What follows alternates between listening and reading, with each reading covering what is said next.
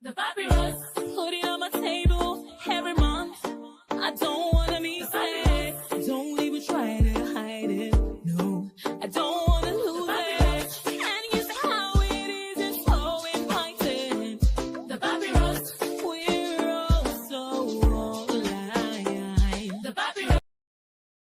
Hello, welcome to the Papyrus TV News Update. First, the headlines. Transmission lines vandalized. Abuja suffers power outage. Nigerians road in crisis. 800 billion naira insufficient. Umahi. PDP crisis. National Publicity Secretary disowns deputy over briefing. Peter Obi speak on 1.5 billion naira donations.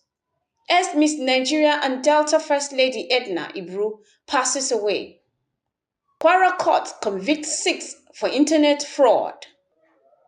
Tanker explosion claims life on Abuja-Kaduna Highway. Now the news in details. Critical transmission lines in Abuja were damaged and stolen by vandals, plunging areas like Maitama, Central Area and Garki into darkness. Minister of Power Adebayo Adelabun describing the attack as a significant setback during the inauguration of a power transmission in Lagos. Such acts drags the nation backward and frustrate effort to stabilize energy supply. Adelabu lamented. He called for collaboration amongst government agencies, private stakeholders, and local communities to protect power infrastructure.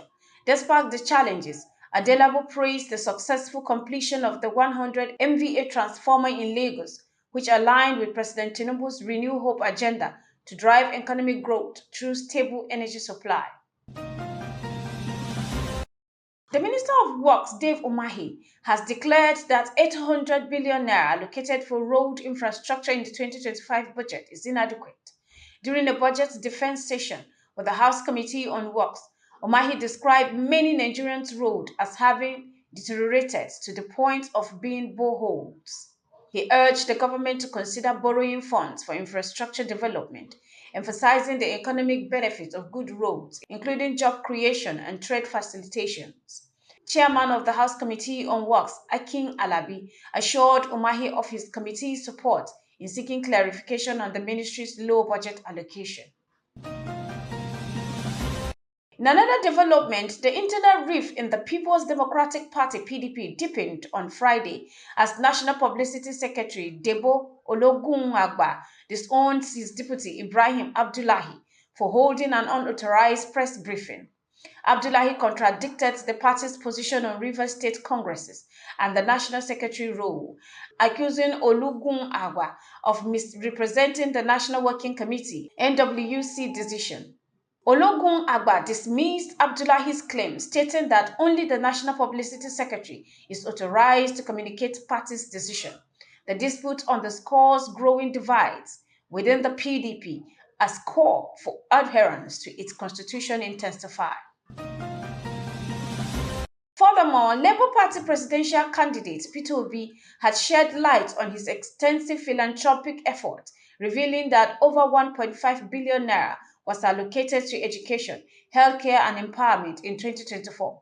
Speaking during a visit to Anglican Bishop Ndubisi Obi of Inewi, Obi emphasized that his actions are motivated by compassion and a sense of responsibility, not self-promotion.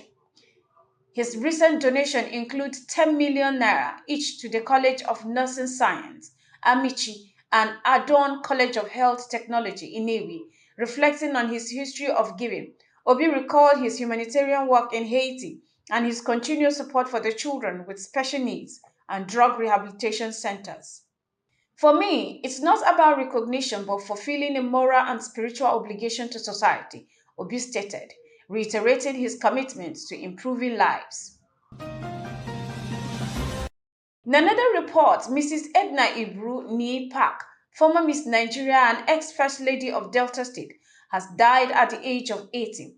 She passed away on Wednesday, January 15, 2025, in a London hospital after a brief illness. Crowned Miss Nigeria in 1964, Mrs. Ibru made history as the first Nigerian and African to compete in the Miss Universal pageant. She later married Olorugun Felix Ibru, the first civilian governor of Delta State, serving from 1991 to 1992. They had 2 children together. The Ibru family, in a statement released by her son, Dr. Paul Ibru, expressed their grief, saying, "Our amazing mother passed into glory. She was full of life, a mediator, a mother to many, and deeply caring. We will miss her dearly. Funeral arrangements will be announced by the family in due course." The Kwara State High Court in Ilorin has convicted and sentenced 6 individuals for internet fraud and related crimes. The convicts prosecuted by the EFCC are Akingbeyin Temitope Oluwaseyi Ajayi, Elijah Olaoruwa, Samson Babatunde Ilesami, Quadri Olamilekan Lamide, Kolawale Kehinde, Moses, Olatunje Elijah Olabisi. The court sentenced the defendants to various prison terms with options of fines. Items recovered from them, including cash, mobile phones, and vehicles used in their crimes, were forfeited to the federal government. The judgment were delivered based on evidence presented by the prosecution, including confession and financial records. All the defendants pleaded guilty to the charges.